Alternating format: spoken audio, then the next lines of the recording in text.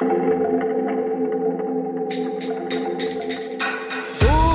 उस आकाश की आदि ही आरंभ, आदिदेव ही शिव, शिव ही आदि योगी।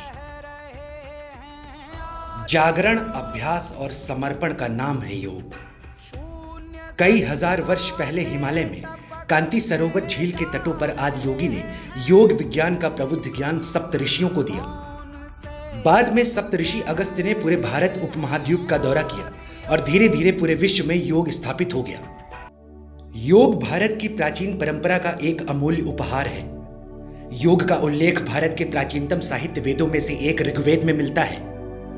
योग करने के कई फायदे हैं। मन शांत रहता है, तन और मन का व्यायाम होता है, रोग दूर भागते हैं, वजन नियंत्रण में रहता है।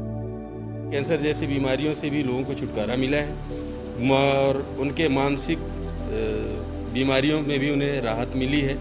इस तरह से हमने इस योग के क्षेत्र में बहुत बड़ी सफलता हासिल की है। कई लोगों को जागरूक किया है। गांव-गांव में जाकर, क्षेत्रों में जाकर हमने समिति का गठन किया और वहाँ लोगों को इस योग के प्रति जागाने का प्रयास किया है। योग का हमारे जीवन में बहुत ही ज़्यादा महत्व है। हम पूरे दिन हमेशा ऊर्जावान बने रहते हैं, स्वस्थ रहते हैं। किसी भी प्रकार के हमारे जीवन में बीमारी नहीं आती। हमारी रोग प्रतिरोधक क्षमता बढ़ जाती है। तो चीज़ें जो प्रोटोकॉल दिया गया है उससे हम पूर्ण रूप से आरोग्यता प्राप्त कर सकते हैं। इस समय कोरोना काल में यदि आपको अपने रोग प्रतिरोधी क्षमता को बढ़ाना है तो योग से बढ़िया और कोई भी साधन नहीं है। मंत्री नरेंद्र मोदी के 27 सितंबर 2014 को यूएनजीए में दिए गए भाषण में 21 जून को अंतर्राष्ट्रीय योग दिवस मनाने का प्रस्ताव और 11 दिसंबर 2014 को कुल 177 देशों की सहमत पर यूएन ने माना कि योग मानव स्वास्थ्य और कल्याण की दिशा में एक संपूर्ण नजरिया है। में 21 जून अंतर्राष्ट्रीय योग दिवस के रूप में मनाया जाता है, लेकिन इस कोरोना काल में और सोशल डिस्टेंसिंग के मद्देनजर आयुष्मान मंत्रालय ने इस बार योग दिवस को डिजिटल तरीके से मनाया। लेकिन इस वक्त हम मौजूद हैं रोली मेमोरियल।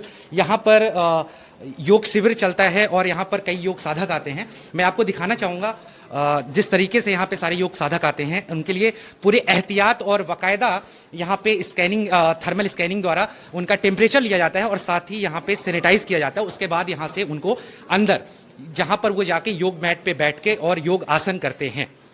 और मैं आपको लिए चलता हूँ सीधे अंदर इस रोली मेमोरियल के अंदर, जहाँ पर अभी कई लोग यहाँ पर योग आसन करते हुए बैठे आपको नजर आ रहे होंगे। दिखाना चाहूँगा जहाँ पे लिखा हुआ है पतंजलि योगपीठ हरिद्वार अंतर्राष्ट्रीय योग दिवस #इंटरनेशनल योग दिवस 2020। और इसके निवेदक हैं भारत स्वाभिमान पतंजलि योग समिति, महिला पतंजलि योग समिति, युवा भारत पतंजलि किसान सेवा समिति एवं हाम्रो स्वाभिमान, जो आपको बड़े बैनर में लिखा हुआ दिख रहा है। बिल्कुल योग को विश्व भर में ख्याति दिलाने में योग गुरुओं का भी योगदान रहा है। चाहे हम BKS अयंगार की बात करें या फिर हम स्वामी शिवानंद की बात करें या फिर हम स्वामी रामदेव की बात करें। और हम ये जानने की कोशिश करेंगे, मीना जी हमारे साथ हैं। और मीना जी, अगर मैं आपसे ये पूछूं कि रामदेव जी का जो योगदान रहा है इस योग को विश्व भर में ख्याति दिलाने में, और रामदेव जी से आप काफ़ी करीब भी हैं, तो मैं आपसे अगर पूछना चाहूँ कि बाबा रामदेव के योग के कार्य को कैसे देखती हैं और जीवन में कितना बदलाव है? मैं तो रामदेव जी के जो योग को उन्होंने जितने सरलता से बढ़ावा दिया है उसके लिए मैं कितनी भी प्रशंसा करूं वो बहुत ही सूक्ष्म और बहुत ही कम है। और मैं तो बहुत प्रभावित हुई हूँ।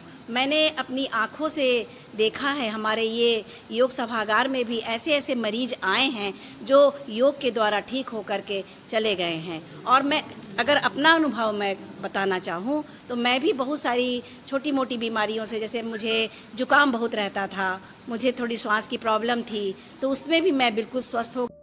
प्रख्यात चिकित्सक, रसायन शास्त्र के आचार्य और आयुर्वेद ग्रंथ चरक संहिता के जनक महर्षि पतंजलि के अनुसार चित्त वृत्त निरोधः यानी चित्त की वृत्तियों को चंचल होने से रोकना ही योग है।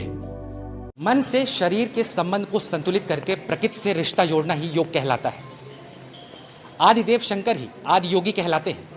अगर योग के इतिहास की बात करें तो ना ही इसका प्रारंभ है और ना ही इसका अंत। वीडियो जर्नलिस्ट अजय के साथ प्रशांत पांडे, MX न्यूज़।